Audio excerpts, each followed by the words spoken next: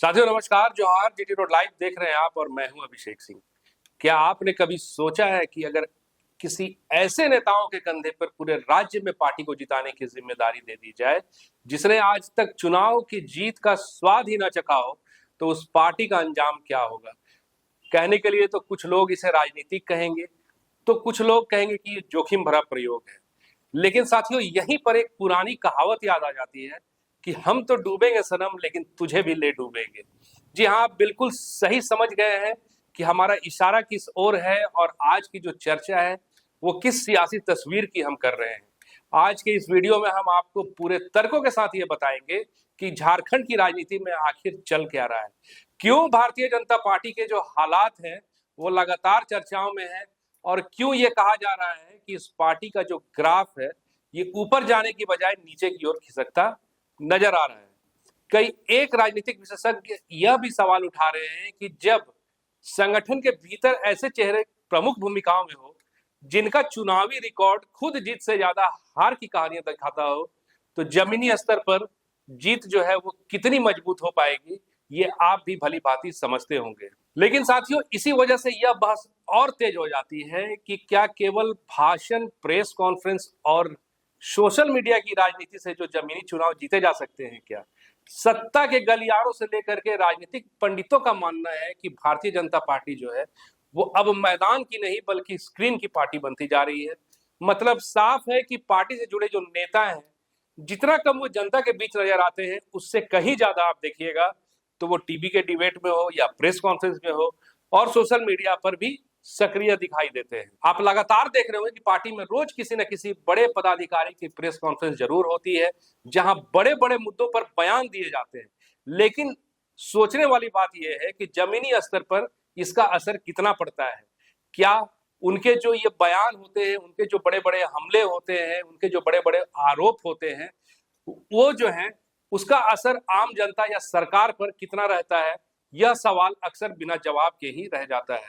कार्यकर्ताओं की भी जो स्थिति है वो कुछ ऐसी ही बताई जाती है कि या तो कहीं बड़े आंदोलन या जनसंपर्क की जगह वे अधिकतर या तो पार्टी कार्यालय में नजर आते हैं या फिर अपने मोबाइल स्क्रीन तक ही सीमित नजर आते हैं। लेकिन साथियों, अंदर खाने की बात करें तो कुछ पार्टी से जुड़े लोग ये मानते हैं कि मौजूदा स्थिति के लिए बाहरी कारणों से ज्यादा जिम्मेदार जो है वो संगठन के भीतर बैठे लोग हैं।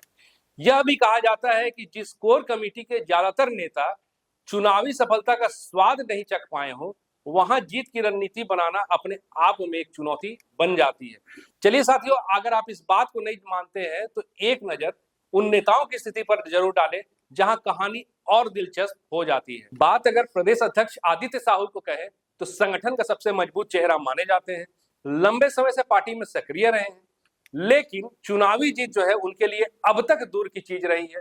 राज्यसभा के सांसद हैं, सालों पार्टी में बिताया है, लेकिन गौरतलब है कि एक भी चुनाव वो जीत नहीं पाए हैं। हाँ, पार्टी में लेकिन इनकी जो पकड़ है वो मजबूत जरूर है। आदित्य साहू ने बस एक बार चुनाव लड़ा है, वो भी 2009 में इन्होंने सिल्ली से चुनाव लड़ा, लेकिन गौरतलब है कि मात्र 2200 वोट लाने में ही सफल हुए थे। इसके आगे जब वो प्रदेश अध्यक्ष बने तो इनका पहला लिस्मस टेस्ट जो है वो घाटशिला चुनाव में हुआ। बतौर अध्यक्ष इन्होंने सभी समीकरण साधने की कोशिश जरूर की, लेकिन पार्टी को जीत नहीं दिला सके। बात पार्टी के उपाध्यक्ष की करें तो नीलकंठ सिंह मुंडा का नाम आता है। झारखंड सरकार में मंत्री रह चुके हैं, लेकिन हाल में विधानसभा के चुनाव में उन्हें हार का सामना करना पड़ा था। नीलकंठ सिंह मुंडा वो हैं जिनकी खूंटी में तूती बोला करती थी, लगातार 25 वर्षों तक खूंटी में विधायक भी रहे, लेकिन पिछला चुनाव हार गए।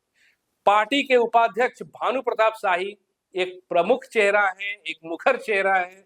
सोशल मीडिया हो और अन्य मंच हो, वहां पर उनकी सक्रियता काफी रहती है, खास करके विपक्ष पे, और उसमें भी कांग्रेस और उसमें भी स्वास्थ्य मंत्री पर जो उनका पलटवार होता है, उनका जो एक निर्णायक टोन है, क्या जी इरफान जी, इससे झारखंड की जनता जो है वो भली भांति वाकिफ है। लेकिन साथियों, 2024 के चुनाव में जब वो भाजपा के टिकट से चुनावी मैदान पर थे तो उस समय उनकी जीत के लिए बड़े बड़े स्टार प्रचारक नेता जो है वो भी आए, जिनमें योगी आदित्यनाथ का भी नाम शामिल रहा। बावजूद उनके जो चुनावी परिणाम हुए उनके पक्ष में नहीं गए। अमर कुमार बावरी की बात करें तो 2014 में जीत हासिल करने से पहले 2005 के विधानसभा चुनाव में भी निर्दलीय उम्मीदवार के तौर पर उन्होंने चुनावी मैदान में कदम रखा था, लेकिन उन्हें हार का सामना करना पड़ा। जिसके बाद 2009 के विधानसभा चुनाव में भी झारखंड विकास मोर्चा प्रजातांत्रिक के टिकट पर चुनाव लड़े थे, लेकिन उस दौरान भी वो आजसू पार्टी के उमाकांत रजक से चुनाव हार गए थे। इसके बाद उन्हें 2014 में सफलता जरूर मिली, झारखंड सरकार में मंत्री भी रहे, लेकिन अगर 2024 के चुनाव को देखिएगा तो वो भी तीसरे स्थान पर रहे। साथियों, इस तरह के कई नाम हैं जिसमें मनोज सिंह हो, गणेश मिश्रा हो, इन्होंने भी पार्टी में और पार्टी के संगठन में अहम भूमिका जरूर निभाई, लेकिन कभी चुनावी मैदान में सफलता हासिल कर नहीं सके। उपाध्यक्षों के दौड़ में कई ऐसे नाम हैं जिनमें सुनील सोरेन हो, गीता कोड़ा हो, राकेश प्रसाद हो। इन नेताओं ने भी अलग अलग चुनावों में अपनी किस्मत जरूर आजमाई, लेकिन जीत उनके हाथ नहीं लगी। गीता कोड़ा ने तो कांग्रेस का दामन छोड़कर बीजेपी का दामन थामा था और पार्टी ने उन पर पूरा भरोसा भी जताया। चाहे बात लोकसभा चुनाव की हो या विधानसभा चुनाव की, दोनों बार लड़ी, लेकिन दोनों बार हार का ही सामना करना पड़ा।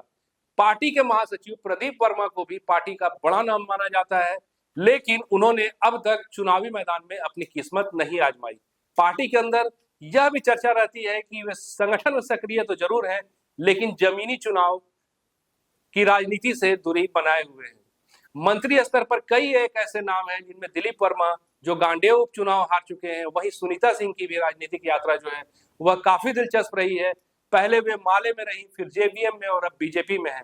अलग अलग विचारधाराओं से होकर गुजरने के कारण उनकी छवि जो है वो अक्सर राजनीतिक गलियारों में चर्चा का विषय रही है। इन पूरी स्थिति को लेकर के राजनीतिक हलकों में यह टिप्पणी की जा रही है कि पार्टी में नेताओं की अगर कमी नहीं है, पदों की भी कमी नहीं है, तो फिर जीत क्यों अधूरी रह जाती है?